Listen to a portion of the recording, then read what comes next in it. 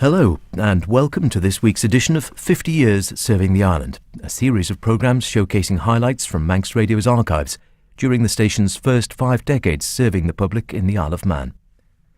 In 1968, Manx Radio was transferred into public ownership and became the island's public service broadcaster.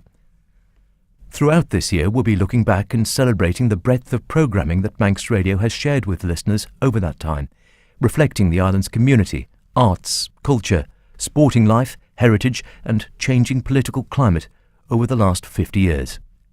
Today we bring you the final episode in a special series, TT 40 Years on the Air, featuring stories and race results from the first 4 decades of Manx Radio TT race coverage. Presented by Alex Brindley, it was broadcast in 2004 as part of Manx Radio's 40th anniversary programming.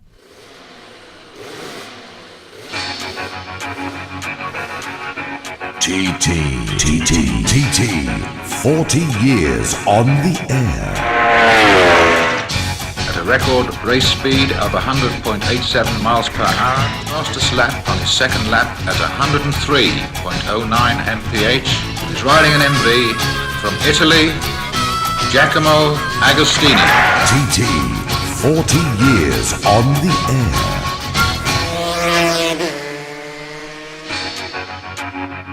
Hello and welcome to the final programme in the series of TT 40 Years on the Air. I'm Alex Brindley. Over the past 12 weeks or so, we've been providing you with stories, anecdotes, race results and giving you a flavour of the atmosphere of the last 40 years at the world-famous TT Festival. And on this, our final programme, we're going to be looking at a couple of races from more recent times through the reactions of the Radio TT commentary team. We start in the year 1989 and the Formula One race, and a man who was to become a TT legend. Sadly no longer with us, Steve Hislop, or Hizzy as he was known, was an 11 times TT winner by the time he retired from racing on the island. But 1989 for him was a significant year. He was the first rider ever to smash the record of a 120 mile an hour lap. And we now look back and hear how the action unfolded on the airwaves. We turn our attention now because the light is on. Steve Hislop, number 6, the green light above his number indicating he is at signpost corner, just a mile and a bit from the finish of this 5th lap. That's number 6, Steve Hislop. 1 minute and 44 seconds ahead at the bungalow on this 5th lap. Quite remarkable indeed, almost getting back to where Roy was saying the days of Agostini domination. And here he is, number 6. This is Steve Hislop, and he's going now out on his final lap. We cross the line now. Mechanics, the pit crew there, waving encouragement to him. And here's the news of the lap for number 6, Steve Hislop, of 19 minutes 28.8, 116.21, and his average speed now is 119.19. That's for the 5 laps, 119.19 miles per hour. And it looks pretty certain as if we're going to see a new race record established. 1 minute 42.2 seconds was the lead for Steve Hislop over Brian Morrison on the 5th lap. Hislop will have to be getting past these later runners, but here he is. He's obviously got past one there. This is number 6, Steve Hislop, lap 5, safely away towards Ballasper. Tremendous performance and obviously a fantastic advantage that he now holds. I wonder if he's thinking perhaps if I'm going to get into the record books in terms of speed, this is the last lap, this is the only flying lap that I'm going to get, and I wonder if he's going to put in an extra special effort. Having said that, the poor lad will be absolutely shattered. But I'll tell you one thing, there'll be plenty of singing and dancing in the Highlands tonight, and plenty of going-ons in the Lowlands. I tell you what, there'll be a lot of whiskey consumed as well, I should think, for this wee Scots lad. Chow Kik Chung is running around at the back of the field and he's getting more mentions than Steve Hislop. Bit of a ploy there, good thinking, Chow Kik Chung. Ought to do a bit of the Chinese restaurant, call him number 97 next time. That's a nice little name to say, isn't it? Anyway, what were we talking about? Oh yes, pay attention, Clark. But let's not forget that he came, he saw, he did not conquer last year, Stevie Hislop, but he did enough to show that he is the new pretender to Joey Dunlop's crown, and Stevie Hislop, he knows that it's not over until you see that checkered linen. He will remember when he was running in 5th place in this event last year when the ignition switch disintegrated going through Bishop Court and he was closing on Joey Dunlop. So he'll be keeping his toes crossed, his fingers crossed and everything else as we look to see Steve Hislop leading Brian Morrison by 1 minute and 43 seconds. We wait now to see that light come on, and it comes on right on cue. Steve Hislop has reached Signpost Corner on his 6th and final circuit. Watches poised, number 1 and number 2 not indicated at time, but here he is, it's going to be the fastest TT race in 82 years history, and there's Steve Hislop, number 6, crosses the line now, and undoubtedly the winner, a final lap of around about 18 minutes 49 seconds, and we were talking last year about the first sub 19 minute lap, and now 18:49. Well, it seems a little bit slow, doesn't it? Quite remarkable how things change, but Steve Hislop there completed the double, and that takes his total victories on the TT course now to 4. Congratulations, Steve Hislop, 2 wins, but this was fantastic. I almost didn't make it. The very first lap was a wee bit nasty going into Kirkmichael. I've been having problems with the brakes all through practice, and I just arrived at the first corner going into Kirkmichael with no brakes, and I was right up onto the pavement on the outside, so I was very lucky to save it there.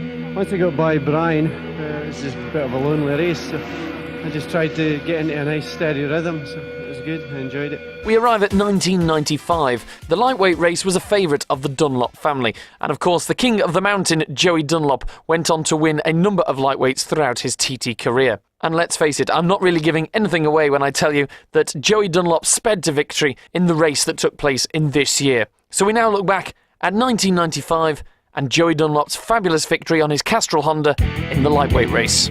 Your man, Joey Dunlop, number 3, leads by 8 seconds from number 12, James Courtney. But now we're looking for number 3. Can't say the sun glimping on the fairing because it has gone overcast, but the Met Office did say that it would become cloudy but would remain dry without any visibility problems. So Joey Dunlop very shortly now will be sweeping out of the Governor's Bridge, and here he is coming along Glencrutchery Road. Joey Dunlop leading the race and leading on the roads. Davy Wood there, a signal for him, is there? He crosses the line now. Well, I'm not surprised he had a lap at 116.97 because he's flashed through here just a couple of seconds ago. So Joey Dunlop with 14-second advantage at the end of lap 1. Need I say more? William Joseph is on his way for the second time. We start the watch running, and that he's now tackling it a little bit more like short circuit stuff. He's a man with a mission. He's on a hurry, is Joseph. He'll know that he's setting a quick pace, and I can tell you that unofficially that is a new lap record. Whether it will be confirmed, 19 minutes 10 seconds Ramsey to Ramsey, clipping 3 seconds off of Ian Locker's long-standing lap record. 19 minutes 10 seconds Ramsey to Ramsey. That gives an indication as to the urgency that mine host is setting about his task here today. Looking for win number 18, of course. There were those that said he won the 250 last year by default when Philip McCallum went out with a lack of gas. Well, whichever way you collect them, they are victories, and he wants to win it in a straight race here today. Number 1, Ian Duffers. Yes, perfect timing, Jeff, because here is the race leader, Joey Dunlop. Lap 3, Glen Helen. His pit stop's over. Obviously very careful there, but it seemed like a good pit, so no problems for him at all. He's away from here on his 3rd lap. Is this your man himself? It's very quick, it's a projectile, and it's Joey Dunlop starting his last lap now. We start the watch, and well, will he need to go for a lap record or not? It is only flying lap, and we'll keep an eye on that as well. And as you do, we get the cheers of the crowd, the waves for Joey Dunlop. 4th and final time at Glen Helen. No time, of course, for him to acknowledge the waves of the crowd, but certainly coming through here with that advantage of 25 seconds or thereabouts over number 12, James Courtney. Could this be another victory for the ever-popular Joey Dunlop? But we are waiting for the most winningest man in TT history. Is this going to be win number 18? And here he comes, not using quite so much of the road. He's knocked the pace off just a tad. Listen to the cheers. Nice round of applause, and lazily pulls away from the Ramsey hairpin section. Well, I know that Robert will be listening to this back home in Northern Ireland. Robert, you'll be proud of your elder brother. Of course, Robert, you know what a great physical specimen Joey is. Never been known to drink, never been known to smoke, likes to keep his body perfectly in trim for the task ahead. Yeah, pull the other one. And the old cliche about vintage wine, well, I don't know how that compares to vintage Guinness, but certainly a great rider. Age just plays no part in the ongoing performances of Joey Dunlop. Well, he came, he saw, and he has most certainly conquered, left no room for pretenders, and anybody that said he won the 250 race last year by default, they can now eat their words, because this has been a trouncing of the opposition. He's kicked them into touch. This is Joey, number 3, flat on the tank, and believe it or not, that's victory number 18 for Joey Dunlop. Across the line now, and not a lap record, I don't think, because he did slow down on that final lap. Congratulations, Joe. Well, that's a great victory for you, and I'm sure you weren't expecting it to be quite so easy. No, it wasn't really. The way things went this morning, that was in a bad temper. You're listening to 50 Years Serving the Island, a series showcasing highlights from the Manx radio archives from the station's first 5 decades as the Isle of Man's public service broadcaster. Today we're revisiting TT 40 Years on the Air, a special series of programmes charting the action from the TT during Manx radio's first 4 decades covering the event.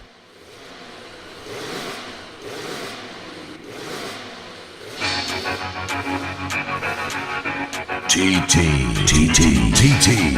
40 years on the air. At a record race speed of 100.87 miles per hour, fastest lap on his second lap at 103.09 mph. He's riding an MV from Italy, Giacomo Agostini. TT, 40 years on the air. The first TT Festival of the 21st century was just as spectacular as the TT Festivals of the 20th century. But one race of the 2000 meeting that particularly stood out was the Production 600 race, in which David Jeffries sped to victory on his Yamaha R1. But not only that, local man Milky Quayle was ecstatic at coming in second on his Vimto Honda. The weather conditions for this race were appalling. And not only did David Jeffries perform superbly in the less than ideal conditions, but Richard Milky Bar Quayle surprised everybody when he beat Michael Rutter, the wet weather specialist, down into 3rd place, and Milky Bar Quayle finished over the moon in 2nd place. So on this 2-lap sprint, and the first lap at Glen Helen is number 9, David Jeffries, who leads by just that 1 second from Milky Bar Quayle. No rain in the air, wet track though, as we await upon the leader on the road. DJ from Yorkshire Way, David Jeffries, and David Jeffries winner of the 600 outing. And of course, if we run with the senior event later on in proceedings, then he does have that opportunity of matching William Joseph if he can pick the win up here and the win up there. 3 wins in a week. The first time I think Peter Neal says that would have happened for 2 separate riders. Well, Milky's lap is definitely going to be well over 23 minutes, and that's not surprising perhaps in these conditions. The lights have been on a little while. This sounds like a machine now, and Dave's really throwing up the spray. That's Milky, crosses the line now, and the spray is absolutely flying from that rear wheel. 23 minutes 14 seconds unofficially I made that lap.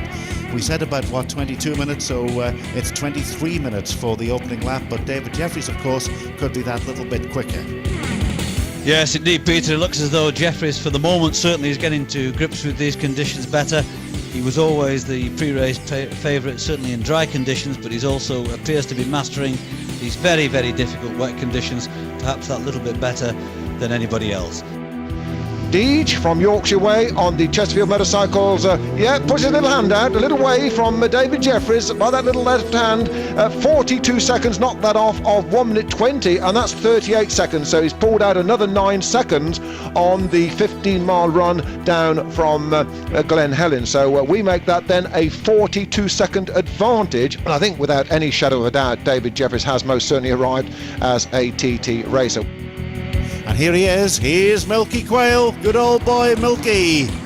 First to finish, and looks like a 2nd place for him. A tremendous performance in his first TT. He was chuffed last year when he finished 9th. What will he feel like today, finishing in 2nd place? Strong Ramona, here he is, David Jeffries, number 9. Crosses the line now. and the winner of the production TT for the year 2000. But here's Milky. He's delighted. He's waving to the fans. Both hands off the bars.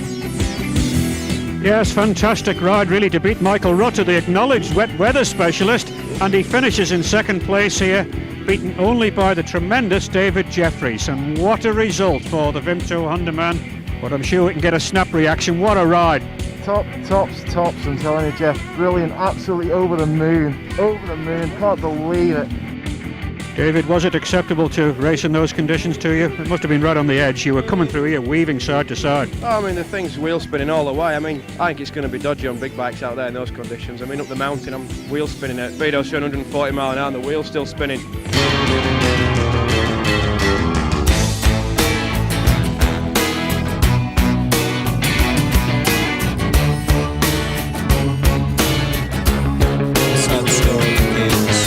City dweller, successful fella, thought to himself, oops, I've got a lot of money.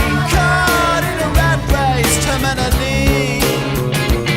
I'm a professional cynic, but my heart's not in it. I'm paying the price of living life at the limit. Caught up in the centuries, anxiety. Yes, it preys on him. It's getting bad, drives him wrong. Lives in a house, very big house in the country. Watching afternoon repeats and the food he eats in the country. He takes a manner of pills and piles up analyst bills in the country. Oh, it's like an animal farm, that's a rural charm in the country. He's got morning glory and life's a different story. Everything's going Jack and Jory in touch with his own mortality. He's reading Balzac, looking bad Prozac. It's a helping hand that makes you feel relative blind. Oh, it's a century's remedy for the things at heart. Star drives simple. Lives in a house, a very big house in the country. He's got a fog in his chest, so he needs a lot of rest in the country. He doesn't drink, smoke, laugh, takes herbal baths in the country. Says you come to no harm on the animal farm in the country. In the country. In the country. In the country.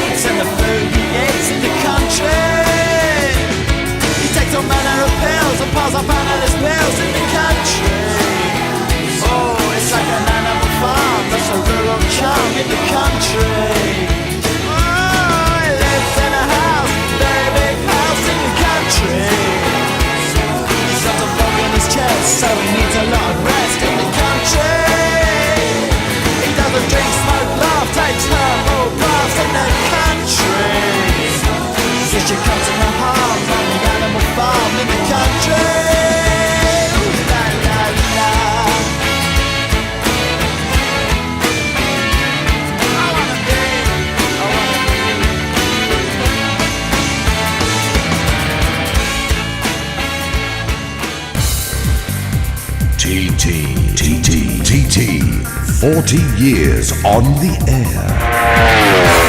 Crosses the line, and away he goes on his sixth and final lap.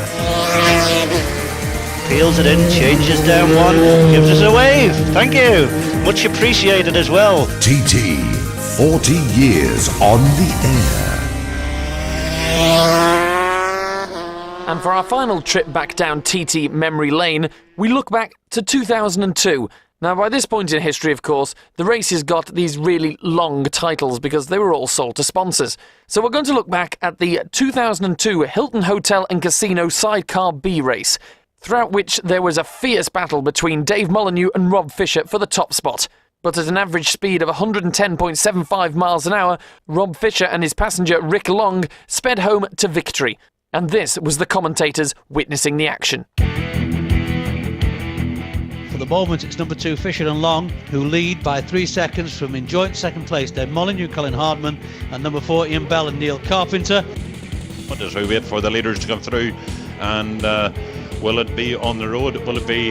It is Molly. Is Molly still leading the road? Oh, weaving as he comes up into the hairpin here. Sidecar wheel just lifts slightly off the ground. Rob Fisher and behind him there's the numbers 1 and 2 safely away on their way up the mountain for the first time of 3. But it's Fisher at the moment in the lead. 6 seconds back is Molly and Bale joint second, then Molyneux and Bale joint second behind Fisher by 6 seconds. As we wait now, the lights are on for the leading crews. We expect first on the road to be Dave Molyneux and Colin Hardman, and here they come along the Glencrutchery Road now, coming up to 21 minutes, and it is Molyneux in the lead. Over the line he goes, but Fisher's got him in his sights. Fisher's got him weighed up. I would think that would be about 2 seconds between them, perhaps 3, but that gives uncorrected time Fisher the advantage. Deduct the gap between them from 10 seconds, I would say probably a lead for Molyneux of 7 seconds, but they're flying. In fact, it's going to be interesting to see whether Fisher will sit behind Dave Molyneux or will choose to overtake him. I have a feeling he may sit with him for a while, just to spare his blushes, as it were, but Molly must be sick as a parrot to look behind him and see Fisher just nibbling at him, grinning away there, saying, "Hey, our boy, 10 seconds, do what you can with that." In third position, It's Fisher, no doubt about that. He's round him. Fisher, 10, 20, 30, 40, 50 yards or so, and well away with it now.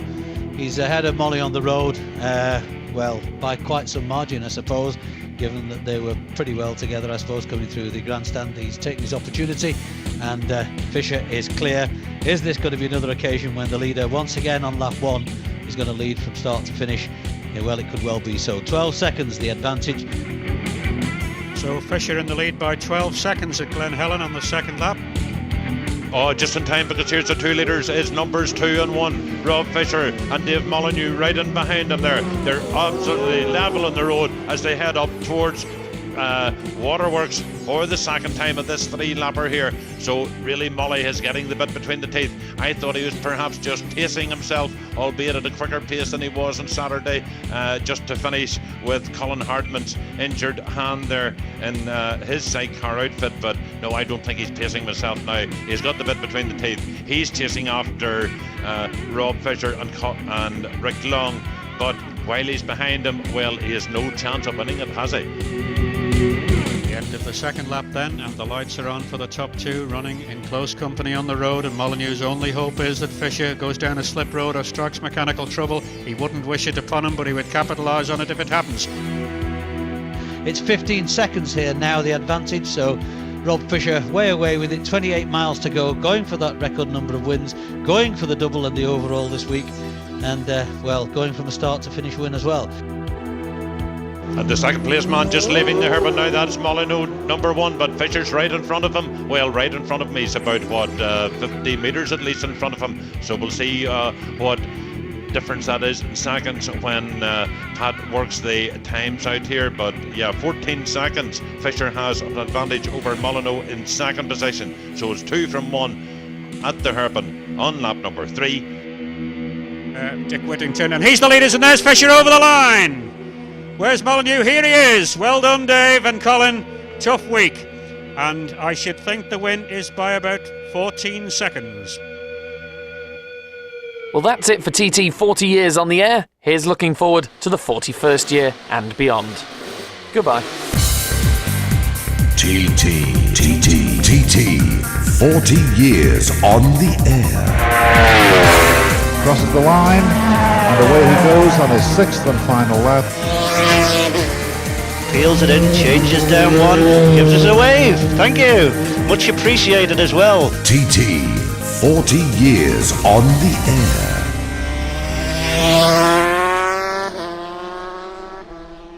Alex Brindley with a special edition of the series TT 40 Years on the Air, first broadcast in 2004 to mark the first 4 decades of Manx Radio TT coverage. And you can hear all of the programmes in that series and additional content from the Manx Radio archives online at manxradio.com at the Manx Radio portal.